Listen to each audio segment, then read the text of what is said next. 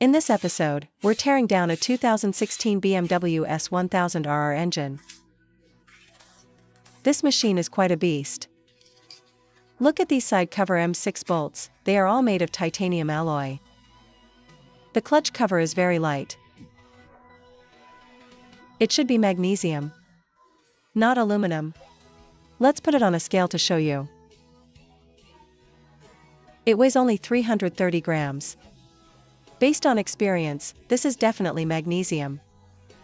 The old Volkswagen Passat also used magnesium for its engine casing. For the same volume, this material is much lighter than aluminum. Let's check the clutch. It uses a Japanese FCC clutch. When I worked on domestic bikes using FCC clutches before, some people in the comments were being quite sarcastic. Now look at this European bike. Doesn't it also use an FCC clutch? Take a look at the clutch basket. The basket has undergone an anodizing process. Domestic brands like Kmoto and Cove also use this process on some of their models. It's a globalized supply chain nowadays. Don't just criticize the use of Japanese parts. The crankshaft used by BMW is actually made in our Jiangsu province. It's the Gangyang crankshaft from Jiangsu. Whether it's BMW or KTM, they are all using them. Even Honda, Suzuki, and Yamaha use them too. Let's examine the camshaft caps. From here, there's no visible damage, just some normal signs of wear. The caps on this side are the same. And as for the camshafts, they are made of alloy steel. Alloy steel camshafts are very common in European bikes. Notice that this BMW uses rocker arms. Specifically, the finger followers that everyone is familiar with. These rocker arms were shared across BMW models back then. Let's see what went wrong here.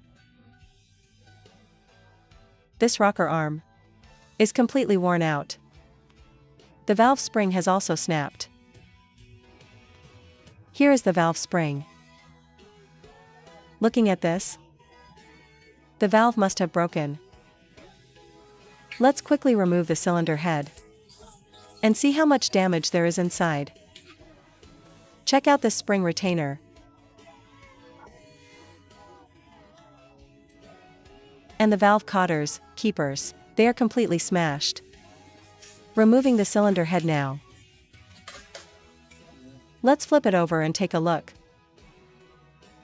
These exhaust valves are basically a total loss. Now look at the combustion chamber of the third cylinder. 3 valves are snapped. The remaining one is also ruined. Check the condition of the pistons. This was hit by the exhaust valves. Out of these 4 pistons, none were spared. This piston is straight up destroyed. It's been punctured. This cylinder is also done for. There's no choice but to re-sleeve the cylinder. Both pistons on this side are the same.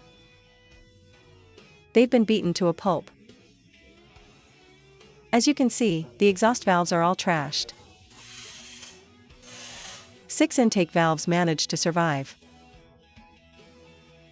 The pistons are also scrapped. It took a lot of effort to pry out the broken valve segments. The valve ended up like this. The whereabouts of the other part are unknown. So, this was caused by a cam chain tensioner failure, leading to jump timing. Timing skip. And here's the timing chain, it's already kinked. This timing chain needs to be replaced as well. Let's look at the starter motor. It uses a Japanese Denso motor. Many of you recognize this logo, right? Correct. Now let's remove the stator cover. Notice how the stator cover has turned yellow. It seems the stator coils get quite hot. The bolts I'm removing now are all titanium alloy. Let me show you the internal structure. The piece I'm pulling out now is the clutch pushrod. It's responsible for disengaging the clutch. This is one of the sections. The clutch release arm is here. The rotating arm pushes against this pushrod. This small pushrod then pushes the larger internal pushrod to achieve clutch separation. Look at the structure in this area. It contains the idler gear and the sprag clutch, overrunning clutch. This right here is the sprag clutch. Doesn't it look quite small? Usually, the sprag clutches we see are located behind the flywheel rotor. But this one is placed separately here. This design effectively reduces the load on the crankshaft. You might have heard of modders lightening the flywheel rotor before. It's basically the same principle. This one changed it directly through the engine structure. Domestic bikes like the Kshmotor SRK 921 and the upcoming Vogue 660 also use this design. Older models like the Benelli TNT 899 did the same. The oil pan is also very light. It's magnesium too. Let's check the oil strainer. There are piston fragments inside the strainer. You should be able to see them. This is what I pulled out. There's another chunk stuck here. People online have always said this engine is a copy of the Suzuki 1000 cubic centimeters K5. In fact, it isn't. BMW's stance was that the emergence of the Suzuki K5 gave BMW the inspiration. These two engines are actually completely different. Check the main bearings. They show normal signs of use.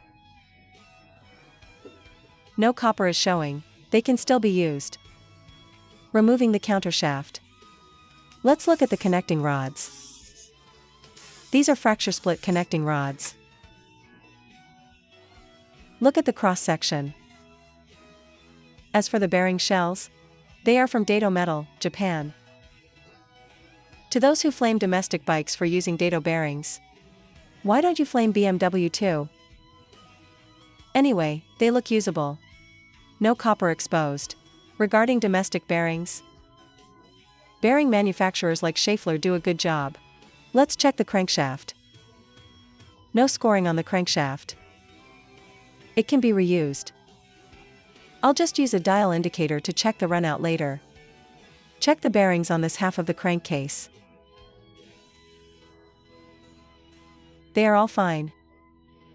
Usable. But this connecting rod is toast.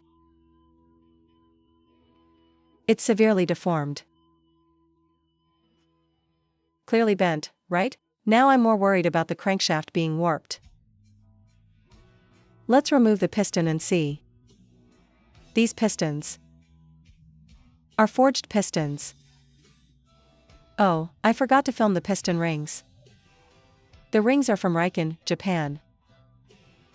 Piston number 2 and its rod are fine. Now for the third cylinder, which had the worst damage. The bend is very obvious from this angle, isn't it? This piston really can't be repaired. Though if you gave it to some Pakistani masters, they might salvage it. Since you've watched this far, please give this video a like. These two are the thrust washers, also called thrust bearings. Checking the crankshaft now. The crank bearings are also from Dato, Japan. Let's put the crankshaft under the dial indicator. Even though the rod was bent like that, the crankshaft remains very sturdy. The runout is only about 0.01 millimeters. Perfect. To be safe, let's measure this side too. This side also shows only 0.01 millimeters runout. The condition is excellent.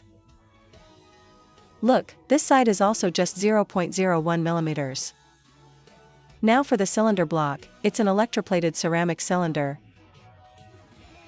The honing marks are clearly visible.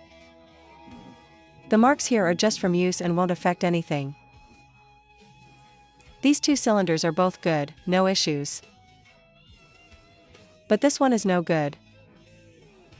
See this? It definitely needs a sleeve. There's no other way. Multi-cylinder engines like this can't have the ceramic plating repaired individually. Only resleeving works. This side is also fine. Usable. The pistons are usable too. Next, we'll give everything an ultrasonic cleaning. Once all the parts arrive, we can start the assembly. For the pistons and rods, I bought used ones from a donor bike. As for the cylinder head repair, if it can't be fixed, I'll just swap it with a used one. Thanks for watching. That's it for this video.